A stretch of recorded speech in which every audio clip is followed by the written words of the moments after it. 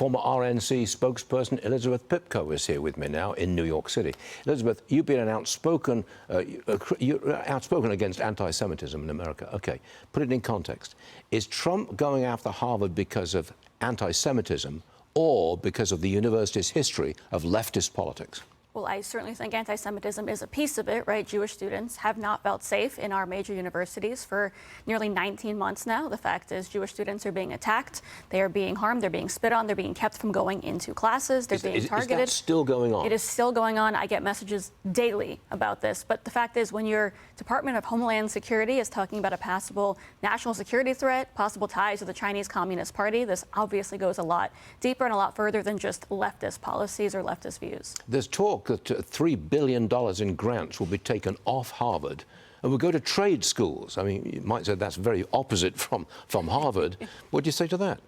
You know, I grew up here in New York City dreaming of attending an Ivy League school, just like all of my peers. And I can tell you now, when I talk to young people, the sentiment has completely changed. Nobody wants to attend these schools anymore. People know that they're coming out of these schools and they're wreaking chaos. They have no futures. They're in incredible amounts of debt. They have majors of, maybe political science on the good end and gender studies on the poor end. It does not help. Whereas these trade schools actually might set you up for a good future and maybe not teach you to hate America in the process. So I'm hearing only good things from young people about wanting to change that path. And I think Donald Trump just wants to do what the voters and the young people in our country are asking for. If you had to decide now, what would you tell me? Who wins the Harvard versus Trump battle? I hope the American people win. The only thing that we need That's a dodge. It's a true answer. I think the American people deserve a win here. Our young people deserve to have universities that teach them what they actually need and deserve to learn, and not the opposite of that, not propaganda, not hatred of Jewish students. Well, would you go so far as to take all grants away from Harvard?